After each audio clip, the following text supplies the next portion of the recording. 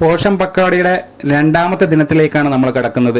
അതായത് ഏപ്രിൽ 9 രണ്ടാമത്തെ ദിവസമായി വരുന്നത്. നമുക്കറിയാം ഈ വർഷത്തെ പോഷൻ പക്കോട കവർ ചെയ്യുന്നത് പല തീമുകളായിട്ടാണ്. അതിൽ പ്രധാനമായിട്ടും 4 തീമാണ് നമ്മൾ മുൻനിരയിൽ നിർത്തിയിട്ടുള്ളത്. അതിൽ പ്രധാനമായും focus on first 1000 days, popularisation of beneficiary module, management of malnutrition through implementation of CMAM module, health lifestyle to address obesity in children തുടങ്ങിയ 4 തീമുകളാണ്. അതിനോടൊപ്പം തന്നെ അനീമിയെ ചെറുക്കുന്നതിന് വേണ്ടിയിട്ടും പോഷൻ ബി, പടായി ബി, എൻവിറോൺമെന്റ് പ്രൊട്ടക്ഷൻ തുടങ്ങിയ തീമുകൾ കൂടെ ഉൾപ്പെടുത്തിയിട്ടുണ്ട്. ആയതുകൊണ്ട് ഈ 22-ാം തീയതി വരെ നടക്കുന്ന ഈ ആഘോഷ പരിപാടികളിൽ ഈ പറയുന്ന എല്ലാ തീമുകളും നമ്മൾ അംഗൻവാടി പ്രവർത്തകർ എന്ന രീതിയിൽ എല്ലാം ഉൾക്കൊണ്ടുകൊണ്ട് എല്ലാ തീമുകളിലും ഓരോ പ്രവർത്തനങ്ങൾ നിർബന്ധമായി നടത്തേണ്ടതുണ്ട്. ഈ നടത്തുന്ന പ്രവർത്തനങ്ങളൊക്കെ തന്നെ ജൻ ആന്തോളൻ ഡാഷ്ബോർഡിലേക്കും എൻ്റർ ചെയ്യണം. അപ്പോൾ അത് ഏതൊക്കെ ദിവസങ്ങളിൽ എന്തൊക്കെ പ്രവർത്തനങ്ങൾ ചെയ്യണമെന്നും അതെങ്ങനെ രേഖപ്പെടുത്തണമെന്നും കൃത്യമായി മനസ്സിലാക്കിക്കൊണ്ട് ചെയ്യുക.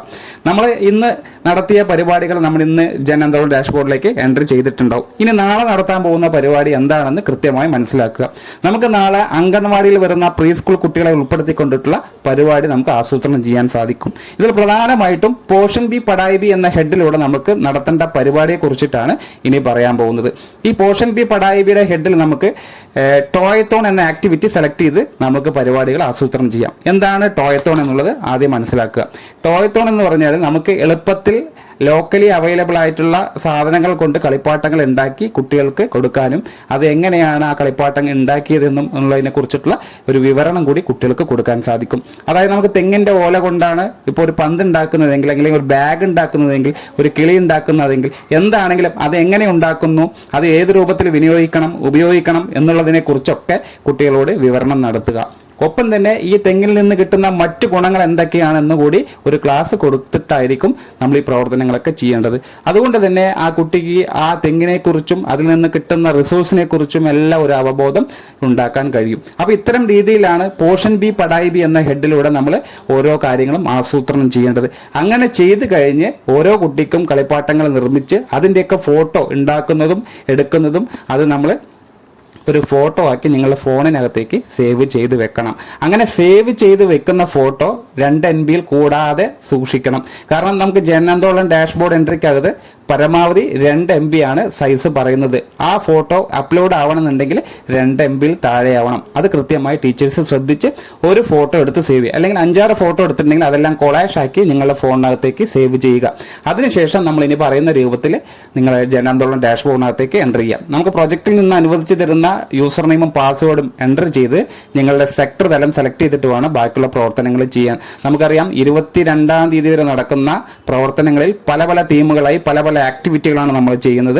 അതെല്ലാം തന്നെ നമ്മൾ ചെയ്യുന്ന ഓരോ പ്രവർത്തനങ്ങളും നമ്മളിത് മാസമായിട്ട്, അതായത് വലിയ രീതിയിലുള്ള പ്രചാരണം കൊടുക്കുക എന്നുള്ള ലക്ഷ്യത്തിന്റെ ഭാഗമായിട്ടാണ് ഈ ജൻ ആന്തോളൻ ഡാഷ്ബോർഡ് എൻട്രിക്കകത്ത് നമ്മൾ ചെയ്യുന്നത്. അത് വാട്സാപ്പിലൂടെ ആണെങ്കിലും, യൂട്യൂബിലൂടെ ആണെങ്കിലും, ഇൻസ്റ്റാഗ്രാമിലൂടെ ആണെങ്കിലും, എക്സ് ഉണ്ടെങ്കിലും, അത് ഏതൊക്കെ രീതിയിൽ നിങ്ങൾക്ക് ജനങ്ങളുമായി ഷെയർ ചെയ്യാൻ കഴിയുന്നുണ്ടോ അത്തരത്തിലൊക്കെ നമ്മൾ പരമാവധി ഇത് കവർ ചെയ്ത് പോകണം. അതിൻ്റെ ഒരു ഭാഗമാണ് ജൻ ആന്തോളൻ ആക്ടിവിറ്റി. അപ്പോൾ പരമാവധി നിങ്ങളുടെ ഫോട്ടോസ് കൂടെ ഇതിനകത്തേക്ക് അപ്ലോഡ് ചെയ്ത് വിടുക. അപ്പോൾ നമ്മൾ നാളെ 9-ാം തീയതി നടത്തുന്ന പരിപാടി എന്ന് പറയുന്നത്, അതിൻ്റെ തീം എന്ന് പറയുന്നത് പോഷൻ ബി, പടായി ബി എന്നുള്ളതാണ്. അപ്പോൾ അതിന് നമ്മൾ ആദ്യം യൂസർ നെയിം പാസ്വേഡ് കൊടുത്ത് ഇത് പ്രകാരം ഓപ്പൺ ചെയ്തെടുക്കുക. അങ്ങനെ ഓപ്പൺ ചെയ്ത് എടുത്തു കഴിഞ്ഞാൽ നിങ്ങൾക്ക് ഇതുപോലെ ഗ്രൂപ്പ് എന്ന് കാണും. അത് പോഷൻ പക്കോട എന്നുള്ള ഡിഫോൾട്ടായിട്ട് അവിടെ ഉണ്ടാവും. അത് നോക്കേണ്ടതില്ല. അതിനുശേഷം ഓർഗനൈസറാണ് MOWCD ആണ്, നമ്മളെ ministry of women and child development ആണ്. അതും അവിടെ ഡിഫോൾട്ടാണ്. തീമാണ് ഇനി സെലക്ട് ചെയ്യേണ്ടത്. അവിടെ തീം സെലക്ട് ചെയ്യുന്നതിന് മുന്നേ അംഗനവാടി സെൻറ്റർ നമുക്ക് സെലക്ട് ചെയ്യാനുണ്ട്. അംഗനവാടി സെൻറ്റർ ക്ലിക്ക് ചെയ്ത് കഴിഞ്ഞ് ആ ബ്ലോക്ക് എന്നുള്ളത് മാറ്റി അംഗനവാടി സെൻറ്റർ ക്ലിക്ക് ചെയ്യുക. അതിനുശേഷം AWC വന്നു കഴിഞ്ഞാൽ നിങ്ങൾ അംഗനവാടി സെലക്ട് ചെയ്തെടുക്കുക. അതിനുശേഷം തീം എന്നുള്ളത് ക്ലിക്ക് ചെയ്ത് കഴിഞ്ഞാൽ ഇത് പ്രകാരം ഒരുപാട് തീമുകൾ വരും. അതിൽ പോഷൻ ബി, പടായി ബി എന്നുള്ളത് ക്ലിക്ക് ചെയ്തെടുക്കുക. ആക്ടിവിറ്റി ക്ലിക്ക് ചെയ്ത് കഴിഞ്ഞാൽ ഒരുപാട് ഓപ്ഷൻ കാണും. അതിൽ ടോയത്തോൺ എന്നുള്ളത് ക്ലിക്ക് ചെയ്യുക. DIY എന്ന് പറഞ്ഞാൽ ഡു ഇറ്റ് യുവർ സെൽഫ് എന്നാണ്. ഇൻഡിജിയസ് ടോയ് മേക്കിംഗ് വർക്ക്ഷോപ്പ് വിത്ത് AWW. അതായത് ഒരു അംഗൻവാടി വർക്കർ കുട്ടികൾക്ക്, നേരത്തെ നമ്മൾ വിശദീകരിച്ച പോലെ തന്നെ, കുട്ടികൾക്ക് ലോക്കലി അവൈലബിൾ ആയി കിട്ടുന്ന സാധനങ്ങൾ കൊണ്ട് കളിപ്പാട്ടങ്ങൾ നിർമ്മിക്കുക എന്നത് മാത്രമാണ് ലക്ഷ്യം വെക്കുന്നത്. അത് ക്ലിക്ക് ചെയ്തെടുത്തതിന് ശേഷം നിങ്ങൾക്ക് അവിടെ ഡേറ്റ് കാണും. അതിൽ ഫ്രം ഡേറ്റും ടു ഡേറ്റും നമുക്ക് 9-ാം തീയതി കൊടുക്കുക. ഫ്രമിലും 9-ാം തീയതി, ടു ഡേറ്റും അത് പ്രകാരം തന്നെ 9 എന്ന് തന്നെ കൊടുക്കുക. അതിനുശേഷം പാർട്ടിസിപ്പേഷൻ ഡീറ്റെയിൽസ് ആണ് വരുന്നത്. അതിൽ നമുക്ക് പ്രീ സ്കൂൾ കുട്ടികളെ മാത്രമാണ് പങ്കെടുപ്പിക്കുന്നതെങ്കിൽ നമ്മൾക്ക് ഇവിടെ ഈ കാണുന്ന രീതിയിൽ മെയിൽ എത്ര എന്ന് കാണിക്കുന്നുണ്ട്, അതിൽ ചിൽഡ്രൻ എന്ന് കാണിക്കുന്നുണ്ട്.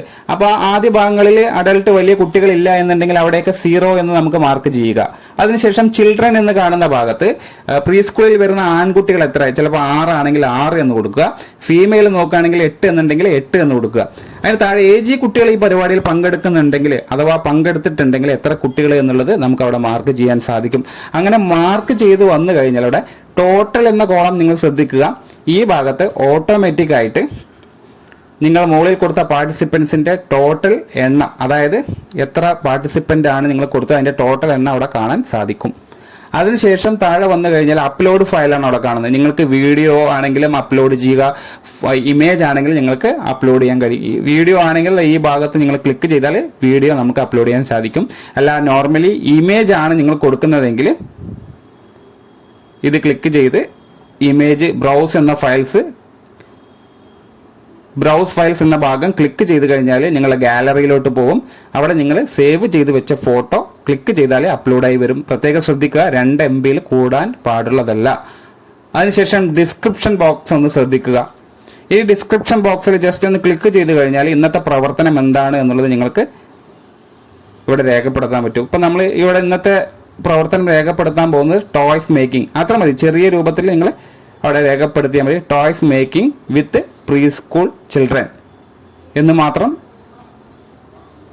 എൻ്റർ ചെയ്യുക.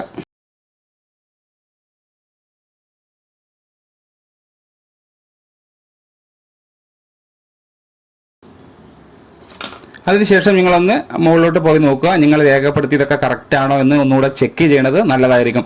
തീം എന്ന് പറയുന്നത് പോഷൻ ബി പടായി ബി ആണ്. അതേപോലെ തന്നെ AWC ലെവൽ എന്ന് നോക്കി AWC ആണ്. അവിടെ അങ്കണവാടി പേര് നിങ്ങൾ ചെക്ക് ചെയ്ത് നിങ്ങളുടേതാണെന്ന് ഉറപ്പ് വരുത്തി അവിടെ തീം നോക്കി, ആക്ടിവിറ്റി നോക്കി, from date to date check ചെയ്തു. അതിനുശേഷം പാർട്ടിസിപ്പേഷൻ ഡീറ്റെയിൽസ് ആണ്, ആൺകുട്ടി എത്ര പെൺകുട്ടി എത്ര പങ്കെടുത്തവരുടെ എണ്ണം കറക്റ്റ് ആയിരുന്നു എന്നുള്ളതും കൂടെ ഉറപ്പാക്കാനുള്ള ഓപ്ഷൻ ഉണ്ട്. അതിനുശേഷം നിങ്ങൾ അപ്ലോഡ് ചെയ്ത ഇമേജസ് ഇവിടെ കാണാൻ പറ്റും. അതിനുശേഷം ഡിസ്ക്രിപ്ഷൻ ഒന്നുകൂടെ ചെക്ക് ചെയ്തു. ഇതെല്ലാം ഓക്കെ ആണ് എന്നുണ്ടെങ്കിൽ നിങ്ങൾ ഈ ഭാഗത്ത് സബ്മിറ്റ് എന്ന് കാണുന്ന ഭാഗം ക്ലിക്ക് ചെയ്യുക. അങ്ങനെ സബ്മിറ്റ് ക്ലിക്ക് ചെയ്ത് കഴിഞ്ഞാൽ നിങ്ങൾക്ക് സബ്മിറ്റഡ് എന്നൊരു മെസ്സേജ് കാണും. അപ്പോൾ നിങ്ങൾ രേഖപ്പെടുത്തിയ വിവരങ്ങളൊക്കെ തന്നെ കൃത്യമായി രേഖപ്പെട്ടു എന്ന് മനസ്സിലാക്കുക. തുടർന്നുള്ള പ്രവർത്തനങ്ങൾ നമ്മൾ പിന്നീട് വീഡിയോ ആയിട്ട് വരും. Thank you.